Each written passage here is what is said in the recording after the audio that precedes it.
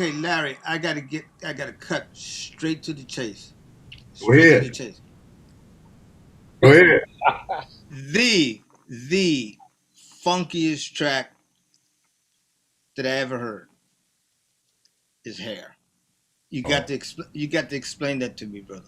You Uh, got to explain that to me, please. it just came out the heart. Obviously, what the song is about is what I'm singing about because back Right. then it was a big deal about Yeah. hair. Either the long hair, that was the issue, or the big fro, that was the Yeah. issue. Each was a statement, you know. So the song is about that, not judging somebody by that, because you really can't tell what's in here by this, right? And towards the music part is concerned, that it started off being created first with the bass, because I sometimes know that. I know. I know that. yeah, sometimes I write with the bass first. Sometimes it may be a beat or a keyboard or a guitar. That particular song started with the bass, and then I created the drum line to go around the bass lick. And sometimes But I would play parts and I would teach it to the band members, and then sometimes you catch a groove and you just leave it on there. what And was so slick So Larry, I don't know if is you remember, Larry, we were rehearsing. We had a rehearsal hall in Berkeley, and you used to come over there because that was about the time that we were getting involved with Lenny Williams. And used to come over to the rehearsal place, and you showed me one of the beats in Hair, the one where the breakdown is. yeah, yeah, yeah, yeah, Man, yeah. you laid me out with that, man. That was Uh, because that was at the time we were learning soul vaccination. We were putting all that stuff together, and you came in yeah, and you had Hair and all that stuff going on. Man, it was so cool. yeah, You yeah. know what? Thank you. You know Well, I what? played drums before bass, so it kind of like all goes together in my head. Drums was way Yeah. before bass, I and so it recorded. was easy. Hmm. Hey Larry, I recorded Hair about a week ago, man. And when I get it for this cat, and when I get it mixed, first of all, I was honored to even try to do it. And of course, it ain't going to be like the original. You know how that goes. That's like a Love Supreme. You can't do a Love Supreme again, no matter. But I'll say if it's cool, I'll send it to you when we Oh, get. I'd love to hear it. I was having so much fun. I thought I was, and Will Lee was playing bass, and Ah, yeah, and cool. man, I was having a blast back there, right in the Oh, studio. Didn't care who was watching. We'll see what it oh sounds like, man, though. I am so excited to hear that. I Okay. really would love to hear that. Hey Awesome. yeah. Larry, I remember when you first demoed it. Well, you were doing it in that little music room in My your little house, music room right? at the house. On Yeah. off of 98th, and I think I was there either. I'm not sure if it was that day, but it was probably like the day after. You go, man, check this track out, man, and you you put it on. You had all that. I mean, you couldn't move in that room. That room No, was tiny. You had the drums in there. You had keyboard. You had the thing. everything. Little four track, right? Yep, yep. Yeah. Actually, it wasn't a four check. It was a Sony Sound on Sound. Ah. Yeah, you But it was remember those? yeah. Yeah, you record. For example, if you put the drum machine on the left, then while you bouncing to the right, you can add the bass, Ah, okay. and then So you got to get the balance just right, Yeah, right, right? Because you stuck with right. the levels, right? yeah. Then you take the drum machine and the bass, and you bounce it back to the left while you're adding the guitar. Oh wow. And you got to be careful now. Now you locked into three different things, and Yeah. now you kick that back to the right, those three, and add the piano while you bouncing it back to the right. Yep. And that's how we did "Tell Me What It Is." I did the drum Yeah. machine, and then I added the bass to the left, and then I had Freddie throwing his guitar part, bouncing it, and all the levels came out cool. I And remember, cool. There was some magic going on there because some of those tracks, at least one of them, maybe two, when you went to Warner Brothers to put the stuff down, you couldn't duplicate it, and you had to go back to that one and put that with it and put everything else on top of it, right? yeah, yeah, That's how you. and that would happen sometimes. You know how Yeah, you get an inspiration, yeah, and you throw it down. It could be in the middle of the night, Yeah. And I'm not the best drummer or the best guitar player or the best keyboard player, but sometimes you can catch a part and a feel that it can only be done. I can't do it myself later the same way. Just one time, right? So you just end up keeping it and just build on top of it the rest of the stuff. Ain't that what music? Ain't that what music really is? Yeah. Yo. Yo. Yes, sir. Yo. That's it. Yo. You know,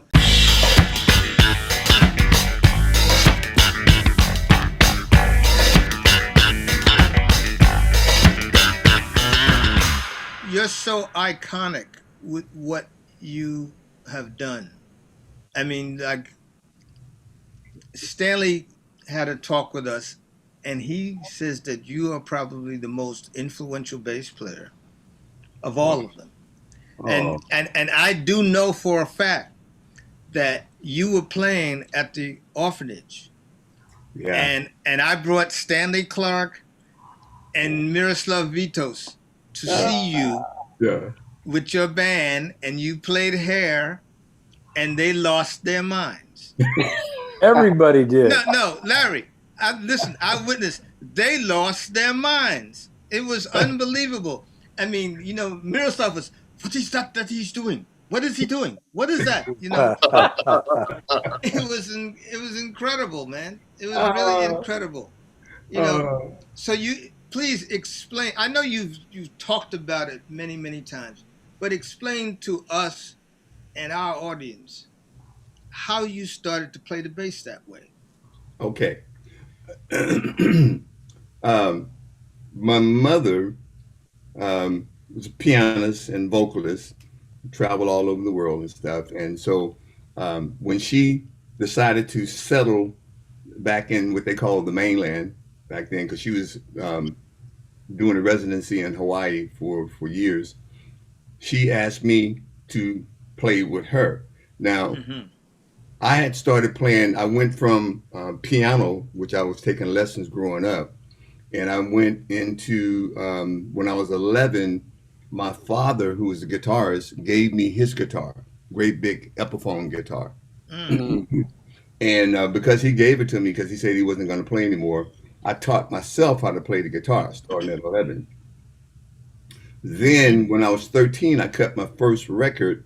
My band was called the Losers. Yeah, And, prodigy. Man's a prodigy. I had my band at 13. Ray Dobart had a studio in Yes, sir. Alcatraz. You remember Ray Dobart, right? Sure. On Alcatraz. And I cut my first record there with my band. But I'm playing lead guitar, right? Because I thought that's what I was going to be, a guitar player. And so then by the time my mom came in, living in California, because my grandmother had been raising me, although my mother was providing all the finances and stuff. And so she asked me to be in her band. I'm playing guitar, my mother on piano, and we're both singing, right? And she would sing all the ladies' songs, the Dinah Washingtons and all the hit from the ladies. And she would have me sing all the Billy Ecksteins and Nat Cole and Tony Bennett and all that stuff, See that? And, I can see so I'm going to the University of Dell. That's my mom's name. Right? And so I'm 15, and this is interesting. When she was playing by herself, she would always play the bass lines with her left hand, right? And so when I started playing with her, when she was soloing, I would play bass lines on my guitar, but I'm really learning from her left hand bass lines. So I'm playing the bass lines on my guitar and she's soloing. And then when I solo, she would play the bass on the piano, right? So we were at this club in Redwood City called the Escort Club, right? And they had an organ in this club that had bass pedals that went halfway across the organ. And so I learned how to play the bass pedals with my foot at the same time playing the guitar up top. Wow. Right? And now we sounded big because you got piano and guitar and drums. My drummer from my band was working with us too, Ruben Kerr. And so we got this bottom going. So now we sound big, sound fat, right? We got used to doing that and hearing that, having that bottom. And then one time the organ broke down. And because it was an old organ. And now we sounded empty. We didn't have this bottom going, and now it's missing. And so I thought, well, I'll just go rent a bass. I went down to Music Unlimited in San Leandro, and I rented a St. George bass. And I rented it because I'm bringing this bad boy back as soon as the organ gets repaired, because I'm going back to my guitar, right? My first love. As it turns out, the organ could not be repaired. It was too old, and they couldn't get parts. And so I got stuck on the bass, right? But I'm still thinking eventually I'm going back to the guitar. So I didn't start listening to bass players to learn how to play. And I was not interested in playing the overhand correct way of playing the bass, right? That's right. And because this is just temporary. I played the guitar with my fingers and with my thumb and fingers. So I'm playing the bass with my fingers and thumbs. Then my mom got this idea, and I don't know if it was for financial reasons or what. She never told me, and you don't question mom. But you're going to just have piano and bass, no drums. And I'm thinking like, wow. Right? So when we started doing that, I started thumping the strings to make up for not having that bass drum beating back there. And I started plucking the strings to make up for not having the snare drums and backbeat and stuff. And that's why I'm basically trying to play the drums, compensate for not having the drums with my bass. And that's how I came up with it out of necessity. You know, listening to you talk about it, I never thought about it to this moment.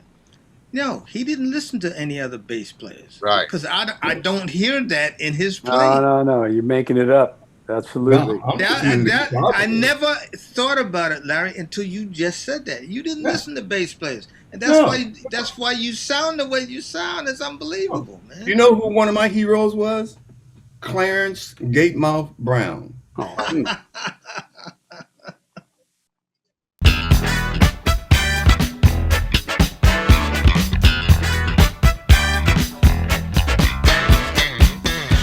With playing guitar first, listening to, all kind of guitar players and stuff, effect pedals back then was made for guitars. But because I'm thinking like a guitar player, I wasn't afraid to experiment with plugging the bass in pedals, Right. Right. And that's how I ended up, sticking it in the fuzz. What was because that's what, fuzz was happening. Hendrix and other folks. Yeah. What guitar player? My guitar mentality, I wasn't afraid to experiment with pedals. Which guitar player were you listening to, Larry? Clarence Gatemouth Brown was number one. Yeah. Of course, everybody listened to Chuck Berry, so I had to know all that. But he wasn't really a super soloist as much as he had a style that he played. Yeah. Clarence Gatemouth Brown, he was a soloist. So those I would say would be the two that I listened to the most. And then of course later on, then you get into Hendrix and other folks. Yeah. A little later on, but in those early days, it was that. Yeah. When you said Ray Dobar, that's what Paul Jackson and we lived right about a block from Dobar's studio, and that's where we cut the first and the real funky version of God Make Me Funky, and we wrote it on napkins in Everett and Jones barbecue. Mrs. Jones said, if you guys make a song for KDIA to advertise the food, because we live next door to Everett and Jones, we'll feed you for free for a month. So we went to Ray's and cut the first one. That's a great story. We did the Headhunters. To me, I can't stand it. It sounds like the Four Freshmen. I wish I could find the reel of the first one. It was smoking, man. That's classic. That define that. Radio bar. You remember those egg cartons on the wall? Those egg cartons he had on the wall for soundproofing? Yeah. Literal egg cartons. Yeah.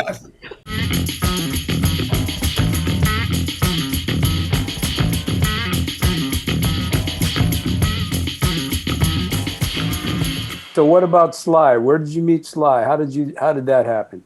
Okay, this is a story that I found out later after being in the group. There was I'm working at Relax with Yvonne, which was the club that was around 3 or 4 doors down from the corner of the Haight-Ashbury sign, right there on the corner. About 3 or 4 doors down was this Relax with Yvonne. It's just me and my mom. And,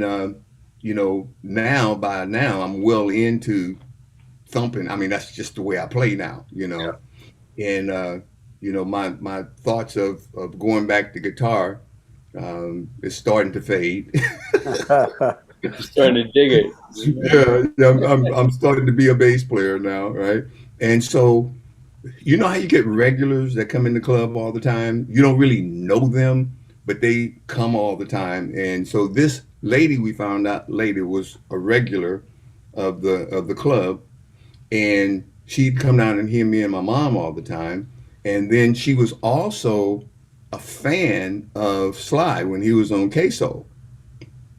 And she used to always listen to him, and she heard him talk about he was going to be starting a band. And so she took it upon herself. We don't know the lady now, but she took it upon herself to start calling the radio station and telling him, there's this bass player you got to go down and see. You got to go down and check out the bass player. Wow. She persistently called the radio station, telling him till he came down. And he had a couple of guys with him, and came down and heard me, playing the bass like that. And that night he asked me about joining his band. He told me about this band he was starting up. Didn't have a name or anything, And, I talked to my mom about it. And because, I've been working with her now, 5 or 6 years now. So, the lead mom, I'm like, oh. But my mom said, she said she's been all over the world playing and stuff. And, she said, I'll be all right. This may be a good break, because she knew Sly was really popular on the radio too, right? Everybody said, might be a good break for you. You go ahead on. I'll be all right, And so that's how it happened. And next thing I know, the rehearsal was scheduled, and we're going to Sly's house down in the basement. Yeah. And let me tell you a frame of mind that was really, really, really, really tripped out. And all of you as drummers will appreciate this. Now, here I am. I've been doing this thumping and plucking stuff for a number of years now, right? I have not been playing with a drummer. Right, you didn't need one. Just absorb that for a minute. Just think about that. Yeah. I am the drums on the bass. Yeah. I'm the drummer on the bass. I have not played with a drummer, and now I'm getting ready to go and meet this guy that's going to be playing the drums with me, and I'm playing with him.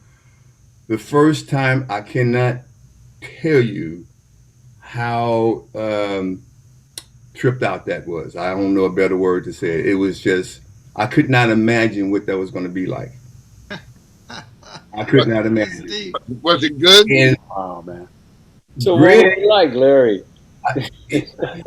It was so amazing. It was like, I know God had something to do with it. Yeah. Greg, well, put it like this: it could have been a train wreck. Yeah. But Greg is one of the most humble.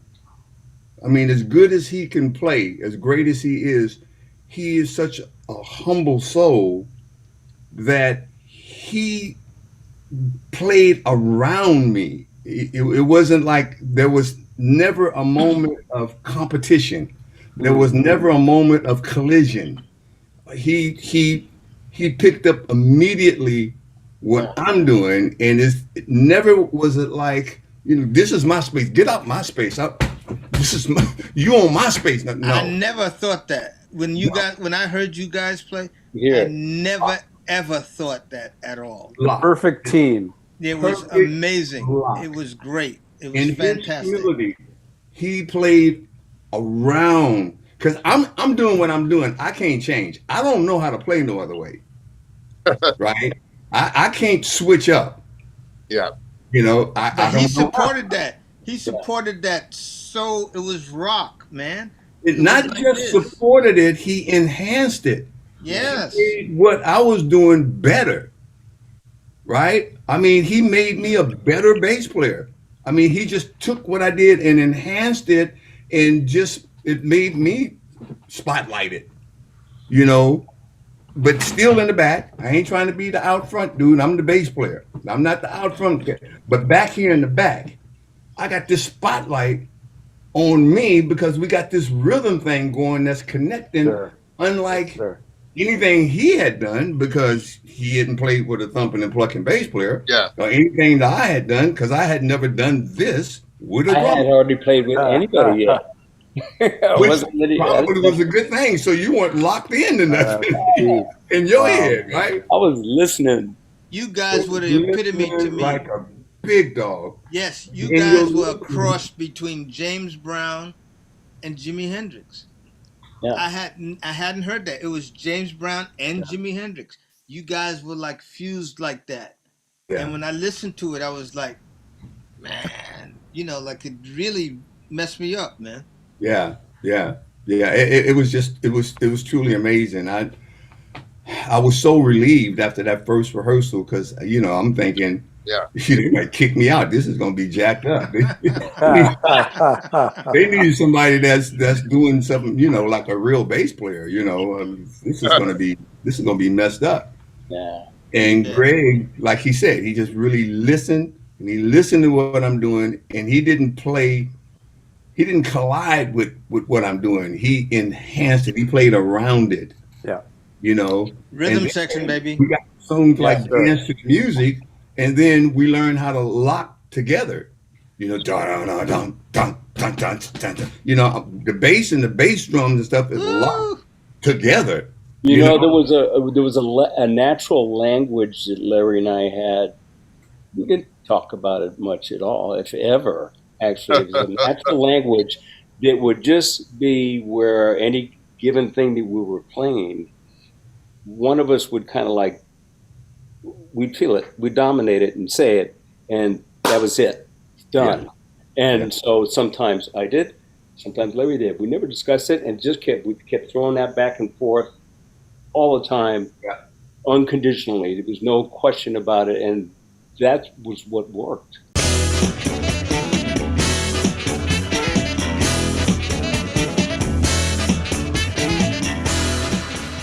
What about Thank You? Thank You was an evolution of many directions. That's Thank You. Like I got a half a dozen versions of Thank You that have nothing to do with the final thing. There's one. We got one even with Michael Carabella playing on it. Kunga's on Thank You. Yeah. You know what I mean? And it was kind of like an up tempo, just nothing to do with where it ended up. And I remember when we finally got the track where Sly said, okay, I'm going to disappear for a week or so because, I got the foundation out and I got it. I can hear what to do and I'm going to go in. And I'm not sure if he had it already envisioned in his mind or if he had some ideas and then went in and developed as he was in. But when he came, he goes, when I come out, I'm going to play this for you. It's going to blow your mind. And sure enough, when he came out of the studio and he played it, you remember the first time, Larry? It's like, damn. Yeah. Damn, that's what everybody says. I still say damn when I listen to it. Yeah. I'm saying it's still listening to it today. Right. Same thing happened to us. What was the process like in putting the tunes together with the rhythm section and working with Sly? Like, would Sly have the tune or he have the grooves? Or what was the direction and to arrive at the final thing? Okay, everything. There was every kind of sometimes it was an idea, sometimes it would come from one person, from the other person would start a groove. Usually, we'd lay something down, just some ideas or something, and then it would develop from there, and we'd honed in. And actually, on the drums, probably with you too, Larry. I'm not even sure, but I know with the drums, the last thing we would do before mixing was that after everything morphed and settled into what it was going to be, I'd go in and I put the drums. This was on the singles only, not the album cuts, and I mean singles, literally, the ones that were singles. I'd go in and lay the track down now and really hone in on each, chorus, the verses, whatever, the breaks, and just lock it down, and then they'd mix. Yeah. And I think you did that quite a bit, even with your stuff too. Yeah, I think one of the things that really, one of the things that really contributed a lot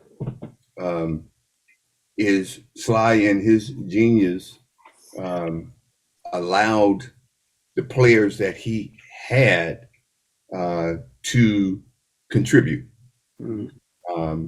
He would allow us to be ourselves. Yeah. He didn't try to change me. I mean, he is an excellent bass player himself, but he didn't try to make me play like him. That's not the reason he got me.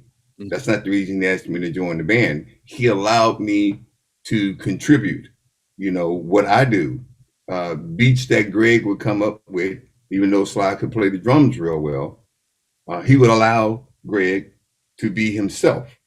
And the beats that he would come up with, of course, ended up being beats that nobody else out there was doing at the time, right? Yeah. Same thing with Freddie. Sly played excellent guitar, but Freddie is Freddie. So he allowed Freddie to contribute and play the way Freddie does. So with everybody being able to contribute something in that way, and not being told to you do this and you do that and you do this, I think that really helped the band be who it was. I think that the really wise band leaders do that. They pick pick the people. Miles Davis did it. John Coltrane did it. They never, even Elvin Jones tell me, we never discussed what to play. We never discussed it, Yeah. Yep. Well, we did, but we changed it. Stanley and I changed it. But that is the process. That's the process that always works. I mean, like the quote unquote leader finds people that he feels or she feels can help find that vision that they have and let them do what they do. Let them do what they do. Yeah. Even though you can do it, but you can't do it like them. The reason you got them is for what they do. So allow them to contribute. And that's what Sly did, which I think was beautiful.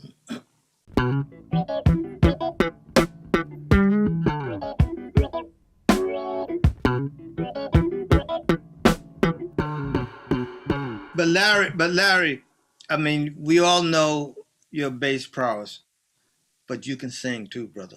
Oh. That's another thing right there. A lot of stuff. I got to give. Would you say? I see them gold records up on your wall over there, my brother, and see that ain't just bass playing. No, that's I remember you too, man. See, Larry, I remember there was a video of you and you're some bass player, and you were digging what he was doing. It might have sat in or something, and he was like laying it down, and then you walk up to him and you go, "But could you sing?" I used to listen to you sing. I used to listen to you sing and imagine it was, and I pretend in my brain it was me singing. That's true. Okay, Larry. Okay, now, Larry, let me ask you a question here now. So we used to, after rehearsals, we used to go over to the orphanage. Whenever you were playing at the orphanage, Yep. Hot Chocolate was in there. This was like just right before Graham Central Station. Yeah. It was Hot Chocolate then. Yeah. So how did you put all that together, and where did you find Willie Sparks? Okay, check this out. I was not planning on starting my own band. Yeah. After, you used to just go sit in. I remember you in the beginning, you were just sitting in. It wasn't really your thing yet, from what I remember. I was going to be their writer, producer. Yeah. After Sly and the Family Stone, band-wise, I'd been to the mountaintop. I wasn't interested in starting the band. That was not my intention. I'm gonna just lay back in the cut and write and, you know, put my stuff together at home and produce Hot Chocolate, right? And that was my intentions. But I would, you know, sit in with them from time to time, teaching them the songs and so on and forth. So I knew all the music and, you know, like that. But we had never did a gig together. And one night, Hot Chocolate was playing. Oh, who was the bass player? Paul Jones. Paul Jones, yeah. He was the bass player in Hot Chocolate, and I'm just the producer and writer. And so they were playing Bimbos in San Francisco. Wow. Remember Bimbos? Yeah. And they playing Bimbos, doing the gig, and I'm in the audience just checking it out. But folks in the audience know I'm there, and you know, all of a sudden, you know how you can feel like a whole bunch of people looking at you.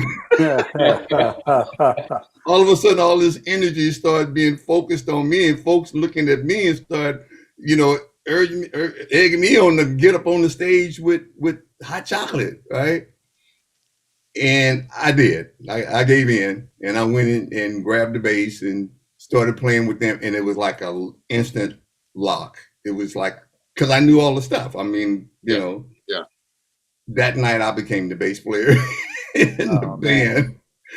And you know, it was obvious that this was the right thing. This was it. Yeah. And I hadn't planned it, but that night is when I found out. And then I just said, well, I got to come up with a name, and it's no longer Hot Chocolate. And I came over to Graham Central Station. Where'd you find Willie? Willie found me, actually.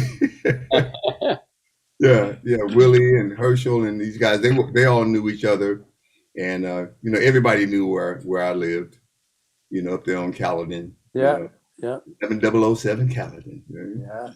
Yeah. and so they basically found me. And wasn't he a fantastic drummer? Oh yeah. I mean, he'd be back there like he's dancing on the drums, right? Oh, yeah. And when you guys would do hair, hello. Yeah. And all the other stuff too. I mean, yeah. I ended up going out with Betty Davis when she went out on the road. Wow. Betty Davis. Anti-love song. Anti-love song, baby. Come on now. Greg, you produced the Walla Walla out of that album. I talked to her yesterday. It was her birthday. Really? And I said, happy birthday. And I told her about speaking to you, and I gave her the number and all that. Oh, good. She said, you know what she said to me? She says, Greg, you know, I got a song that I wrote. And she said, it's about you. She's, you know, telling me, and I go, wow. And she said the name of it. I can't remember. It was something about going the long haul, something like that. Wow. But she goes, when COVID stops, when this stuff is over, I want you to come back to Pittsburgh and produce this. We'll do it. Wow. And I said, that would be fantastic. Wow. And we were just talking about you, Larry, and I said, would you mind if I asked Larry if he wanted to come join us? She goes, that would be unbelievable. So I'm just saying. You just got a gig, man. I don't know. Betty Davis is awesome. Last time I saw her was in Japan, actually. Yeah. Years ago. And I talked to her once since then. She's just was awesome. She was way ahead of her time. Yeah. Unbelievable.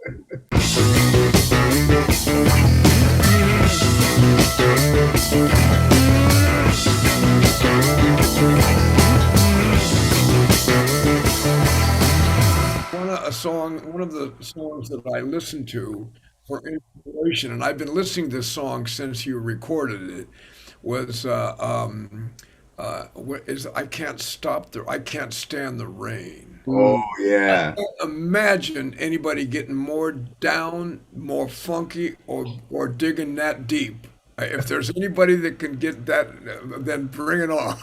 That is ridiculous, and that break in the middle, Yeah. the drums start. Yeah.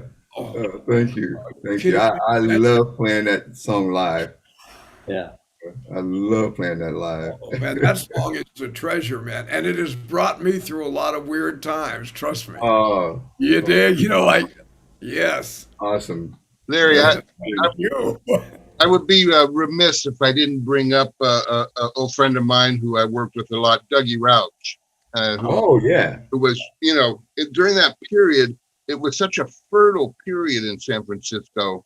It was. I mean, everything was going on. Every time you guys played at the orphanage, it was like a major event. It was like big time event. It was different than other gigs, right, guys? I mean, Oh yeah, everybody would go. It was a big deal. Everybody would go. We'd talk about it at rehearsals. Oh no, we're going to the orphanage tonight. Yeah. Everybody was down there. Yeah. It was it was its own space. There was nothing like that place. Yeah. In the very beginning, there was a short period where Neil Sean and myself. That's right.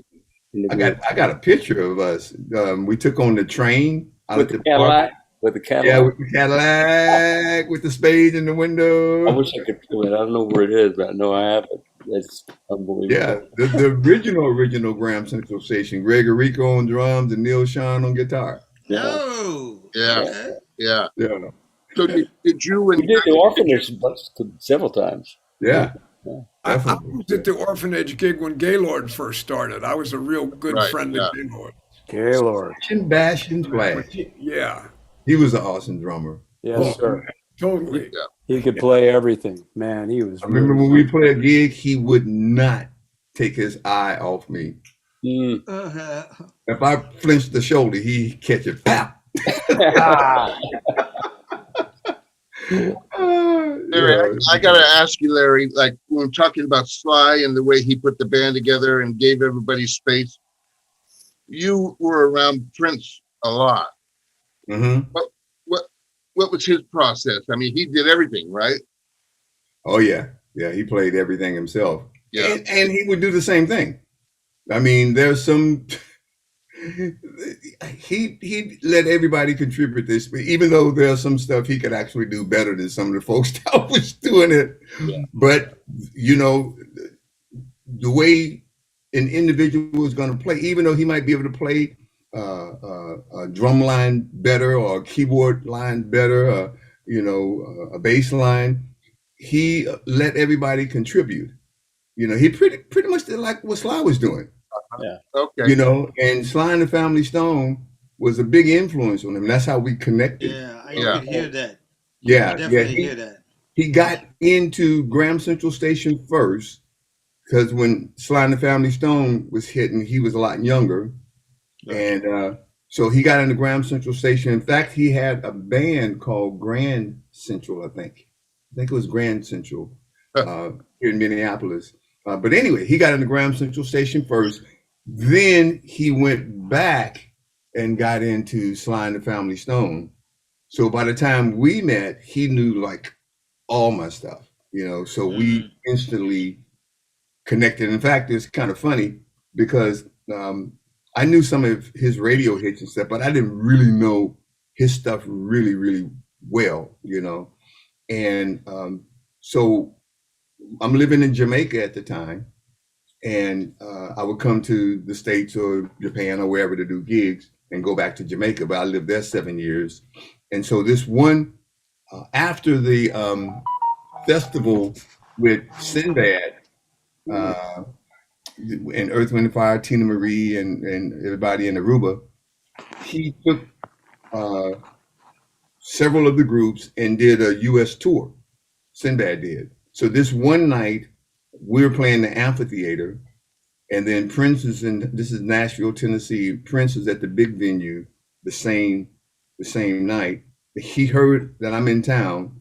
So he reached out and said, after the concert, like he always does, there's going to be this big jam session at this club, that he secured. And so, we go to the club, and as soon as I come through the door, he called me up, right? And just a little side story. He always talked about the story. He was cracking up. He said, so, Graham comes through the front door and he walks up to the stage, and his woman reaches in her purse and pulls out his fuzz pedal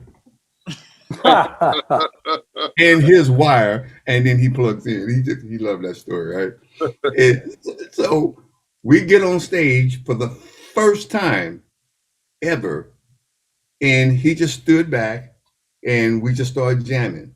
And everywhere I went, musically, he was like right there on me, just right there, like we've been playing forever. He knew all my licks, he knew all my grooves, he knew just, he could pretty much just step back and just let me take the lead, and we just locked. Yeah. And John playing? Because I didn't know his background with Sly the Family Stone and Graham Central Station. I didn't know this. So I'm on stage with him for the first time, and it's like, how is he inside my head like this? Was John playing drums? Huh? Was John playing drums? No, John wasn't on the drums yet. It was a little later. Yeah. But anyway, that was our first connection. Yeah. And then after that jam that night, then he asked, would we join his tour after we finished the Sinbad tour? And that's how we locked in. I see. Yeah. Starting with the Nashville jam and then going on tour together. Yeah. But that was a deep and special relationship, you two. Am I right? Yes. Yeah. Yes. Yeah, we lived next door to each other for 20 years or so. Wow. Yeah. We were very close. We were like brothers. Yeah. Mm-hmm. Yeah. And what a musician.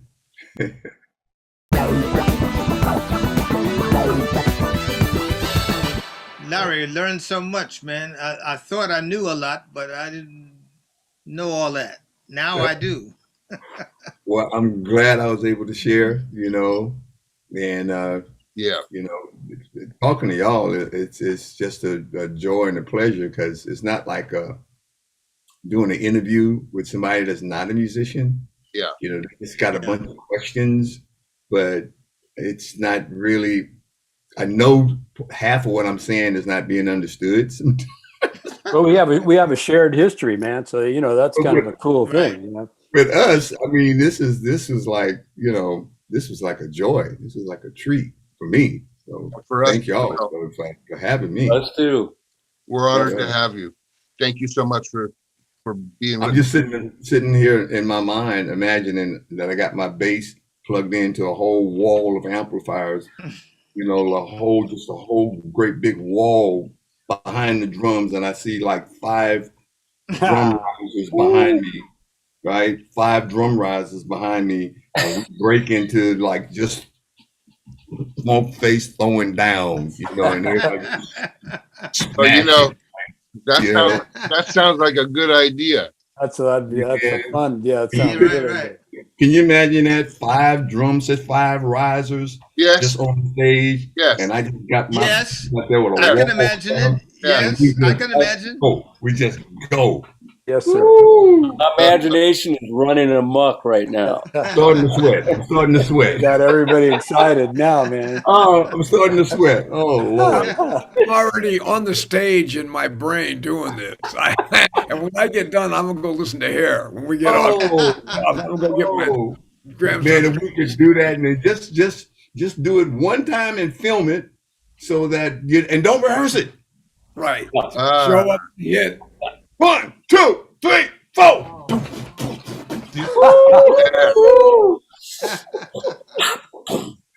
Let me stop. Oh, you hear that, promoters? okay, yeah, right. Somebody make it happen. You heard it first. One of a kind. One of a kind. It hasn't been done. Y'all hear that? Yeah. Happened. Golly. Larry, it's been fantastic, man. Yes, sir. Best to your family, best to your family and everything, man. Thank you. I mean, as always, man, you're such a great spirit. It's always come through your music, and I've known you for a while, so, I mean, yes, sir. What can I say? Thank you so much.